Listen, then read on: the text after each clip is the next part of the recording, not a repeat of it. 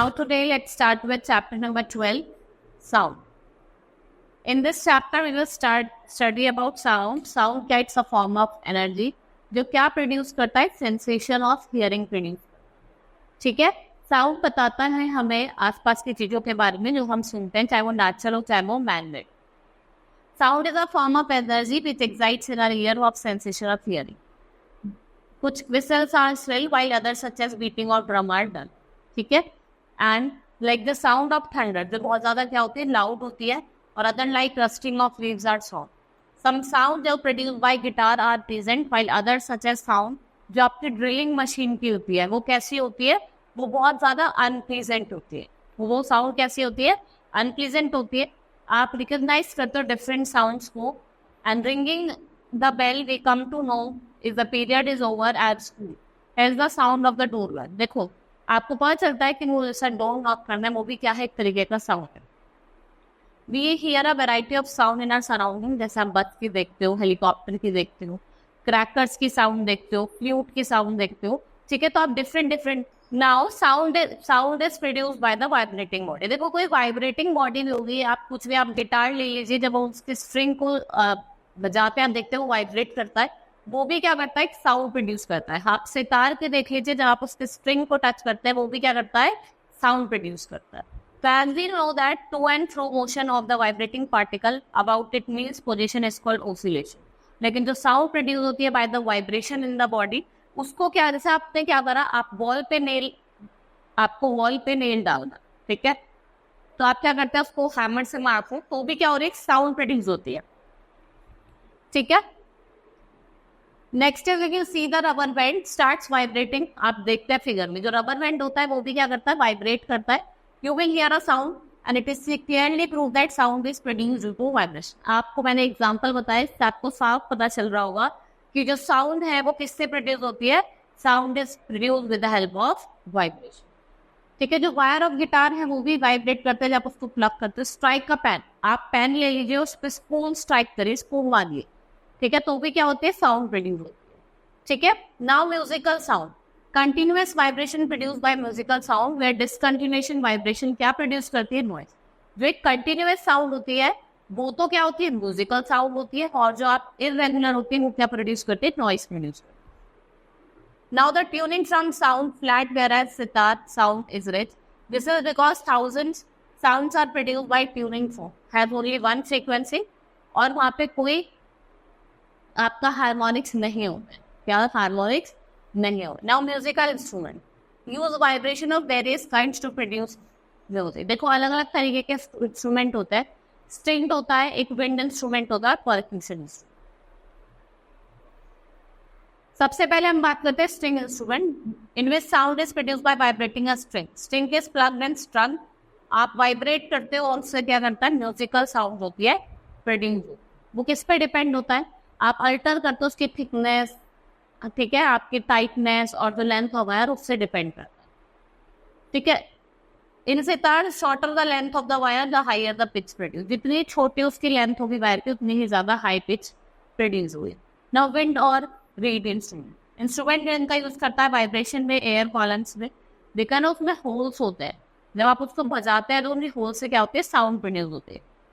We can change the pitch of the sound, जैसे flute, सनानी, आपका बगल हो गया, माउथ ऑर्गन हो गया, सब किसके एग्जांपल है, that the example of wind instrument.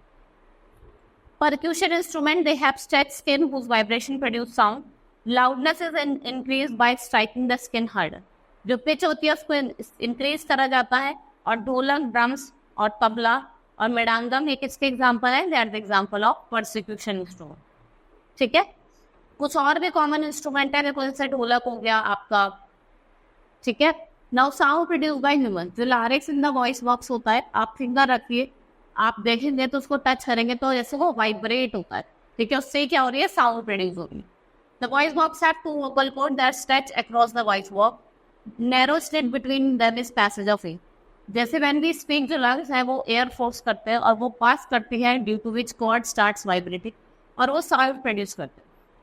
Muscles attached to the vocal cords can make the cord tight or loose. When the vocal cords are tight and thin, the type of quality of voice is different. ठीक है, और आप क्या करेंगे, let's see the vocal cords. आप देखेंगे कैसे हमारा जो वोकल कॉर्ड है वो फंक्शन कर। Women have shorter vocal cords than men. Children have very short vocal cords. That is why the frequency है sound की that is produced by women and children is of higher frequency. ठीक है, जो sound जो ठीक है।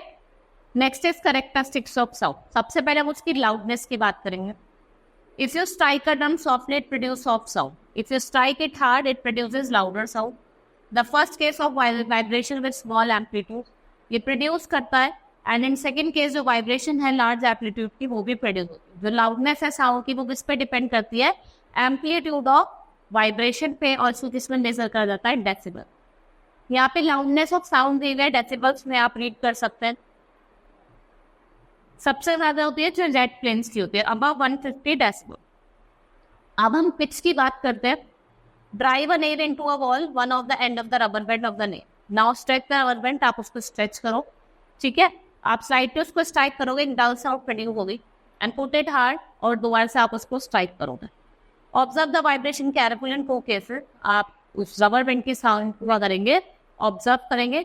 जो pitch of sound है वो किस पे डिपेंड करती है, फ्रीक्वेंसी ऑफ वाइब्रेशन। जितनी ज्यादा हायर फ्रीक्वेंसी होगी उतनी ही ज्यादा क्या होगी, pitch. Now sound needs a medium for propagation. ऐसा तो नहीं है, उसको कुछ ना कुछ मीडियम चाहिए। तो sound is a form of energy that is produce by vibrating body. ये ट्रांसफर करती है एनर्जी को to the neighbouring molecules in the medium. And mode of travel of the sound from one place of ident to distance place को क्या कहा जाता है, propagation of sound. It is known as propagation of sound. Sound needs material medium as a solid, liquid or air to travel. Sound travel in waves, और sound किस में travel करती है, waves। Sound को और किसकी नीड पड़ती है, air to propagation। जैसे take a metal glass, make I saw that it is dry, please mobile। Ask your friend to ring a mobile from another mobile, listen the ring carefully। Now the surround ring a glass in your hand, वो क्या करेगा, vibrate करेगा। Now put your mouth on the opening between your hands, indicate your friend to give a ring। Now ring will be sucking air in that glass। जो sound है अब थोड़ी फेंटर हो जाएगी क्योंकि आप सक कर रहे हैं। Now sound travel in solid for propagation। Put your ear on one hand along a wooden or metallic table। Ask your friend to tap softly, और स्क्रैच करो एंड ऑफ द टेबल। वो आप पूरा साउंड सुनाई देगी, वो कैसी होगी, वो टैपिंग की और स्क्रैचिंग की डेस्क की हो, बहुत ज्यादा क्लियर हो, ठीक है। We can perform interesting activity जिससे हम शो कर सकते हैं कि जो साउंड है वो ट्रैवल करती है किसके थ्रू, स्ट्रिंग्स के। Now sound travel in liquid for propagation. Take a bathtub, fill a clean water, take a small bell in one hand, shake this bell inside the water to produce sound, और make sure जो bell है वो touch नहीं करोगे। And you place your ear gently in the water surface. आपको जो sound है bell की वो सुनाई देगी, ठीक है। And you will able to hear sound clearly. ये शो करता है कि जो साउंड है वो ट्रैवल करती है किसके थ्रू, लिक्विड से। Now how to hear a sound. We hear a sound through our ear. Our ears are sensory organ जो हमें हेल्प करते हैं साउंड को हियर करने में। आप उनको फेल्ट करते हो आउटर ईयर, ठीक है। जो shape of the outer ear है वो कैसी होती है, फनल की तरह होती है, और जो आउटर ईयर है वो साउंड को कैच करता है, उसको किसको भेजता है, मिडल ईयर, ठीक है। और जो मिडल ईयर है उसमें ईयर ड्रम होता है, and when the sound fell on ear drum वो वाइब्रेट करना स्टार्ट कर देता है, और जो वाइब्रेशन है वो किसमें पास करती है, इनर ईयर में।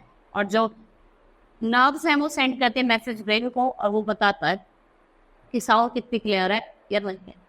साउंड दो तरीके की होती है, ऑडिबल और इनऑडिबल। अगर हम बात करें our ear can hear sound with frequency between 20 hertz to 20,000 hertz. 20,000 hertz जो होती है उसके ऊपर की हम साउंड नहीं सुनते, तो एनिमल्स जैसे डॉग वगैरह। देखो जो अब हमने इन साउंड्स को भी दो पार्ट में, अल्ट्रासोनिक और इंफ्रासोनिक होती है।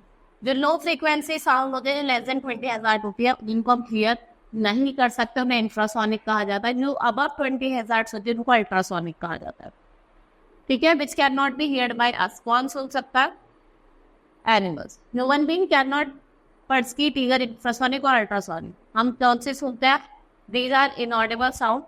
इनऑडिबल साउंड्स कौन से होते हैं, वो साउंड जिनको हम हियर नहीं कर सकते।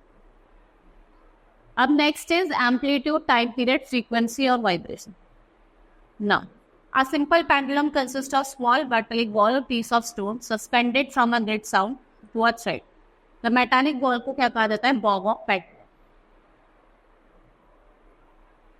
फिगर बी में आपको दिखा रखा है पेंडुलम क्या है, रेस्ट पे है उसकी वी पोजीशन पे. When the bob of the pendulum is released after taking a slightly to one side, it begins to move to and fro. और वो मूव करने लगा. जो टू एंड फ्रो मोशन होता है ऑब्जेक्ट का, उसको वाइब्रेशन कहा जाता है, और इस मोशन को क्या कहा जाता है, ऑसिलेटरी मोशन. जो नंबर ऑफ ऑसिलेशन है पर सेकेंड, उसको क्या कहा जाता है, फ्रीक्वेंसी ऑफ ऑसिलेशन. इनको हम हर्ट्ज में क्या करते हैं, एक्सप्रेस करते हैं, और 1 हर्ट्ज में कितना होता है, ऑसिलेटरी पर सेकेंड, मतलब 1 ऑसिलेटरी पर second. Amplitude, it gives a ball a small push, और जो ऑसिलेशन है बॉल का वो कंट्रोल करता है पोजीशन को. And if you give the ball a stronger push, जो ऑसिलेशन क्या होगी, लॉन्ग होगी, और जो डिस्टेंस होगी जो वो बॉल मूव करती है away from its central position, उसे क्या कहा जाता है, amplitude. Maximum displacement of the ball from mean position during oscillation, उसको हम एम्पलीट्यूड कहा जाता है. और जो सिंपल पेंडुलम, अब देखना है ये ऑसिलेशन है ए से बी, बी से ए. अब time period, the pendulum have set to complete one oscillation when bob start from its mean position 0 and moves to A to back to 0. The pendulum also completes one oscillation. जब वो bob है वो move करता है one extreme position A to another extreme position back. ठीक है. और the time taken by the vibrating body to complete one oscillation को क्या कहा जाता है, time period. और बहुत ज़्यादा डिफिकल्ट भी है कि आप मेजर करो टाइम को सिंगल ऑसिलेशन से. Measure time taken for 10 oscillation, आप उसे टोटल टाइम बाय 10 से डिवाइड करें. ठीक है. Now frequency, if you count the number of oscillation of pendulum, आपको नंबर ऑफ ऑसिलेशन काउंट करना है पेंडुलम की, तो आप 60 सेकेंड्स एंड डिवाइड करोगे नंबर को 60 से, वो आपको नंबर ऑफ ऑसिलेशन देगा 60 में. ठीक है, पर सेकेंड में. इसको हम फ्रीक्वेंसी ऑफ ऑसिलेशन कहते हैं. ये आपकी लेटर एफ से यूनिट होती है, इसकी एसआई यूनिट क्या है, हर्ट्ज से. नाउ रिलेशनशिप की बात करते हैं टाइम पीरियड और फ्रीक्वेंसी. टाइम पीरियड को हम डिनोट करते हैं लेटर टी से, और फ्रीक्वेंसी को लेटर एफ से. ठीक है. Now F vibrations are completed 1 second, तो 1 बाय 1 वाइब्रेशन कितने में होगी, 1 second. Next is noise and music. Sound that is pleasant to our ears, इसको म्यूजिक कहा जाता है, और साउंड वो अनप्लीजेंट होती है उसको क्या कहा जाता है, नॉइज कहा जाता है. ठीक है. देखो, suppose construction of work of building is going to run neighbourhood, are the sound coming from construction site pleasant, वो क्या होती है, नॉइज होती है. ठीक है. क्या आप उसे एंजॉय करते हैं, नहीं करते हैं. जैसे ट्रक की साउंड हो गई, ट्रेन की, हम एंजॉय नहीं करते, तो ये क्या है, noise. Such unpleasant sound is called noise. If the student in the classroom speak together, the sound produce है वो कैसी होती है, noise. Next is on other hand we enjoy second sounds seconds from musical show. से marriage functions हो रहा है neighbourhood में, गाने चल रहे हैं, वो सब क्या है, म्यूजिकल साउंड. ठीक है. और वो हमारे ईयर को प्लीजेंट भी होती है. ठीक है. Sounds produce by harmonium is musical sound. जो स्ट्रिंग कॉर्ड्स होता है वो भी म्यूजिकल साउंड देता है. ठीक है. वो थोड़ी मेलोडियस होती है, प्लीजेंट होती है. Now noise pollution, we know that about air pollution, presence of unwanted gas and particles in the air को क्या कहा जाता है, नॉइज फॉर्म्स. सिमिलरली जब प्रेजेंस होता है एक्सेसिव और अनवांटेड साउंड का एनवायरनमेंट, उसको क्या कहा जाता है, noise pollution. Too much noise in our surrounding is harmful.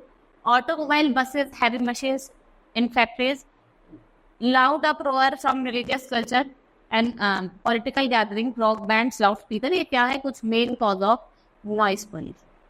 ठीक है. हार्मफुल इफेक्ट्स क्या है, देखो, presence of excessive noise over surrounding में वो हेल्थ रिलेटेड प्रॉब्लम कॉज करता है. लोगों को इरिटेबिलिटी होती है, लॉस ऑफ कंस्ट्रक्शन हो जाता है, बहुतों के जो ब्लड प्रेशर है वो बढ़ जाता है, स्ट्रेस हो जाती है, स्लीप डिस्टर्बेंस हो जाती है.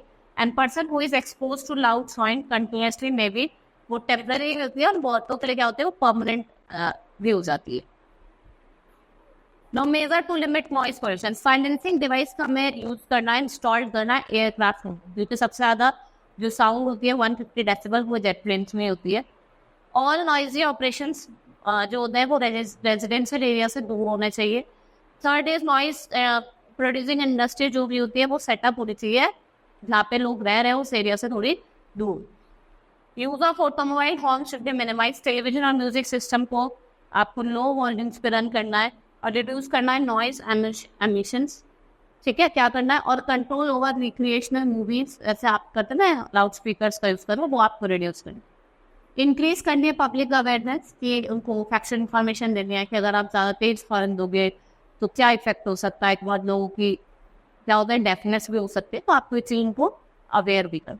Hope you understood the chapter. That's all for today. Thank you.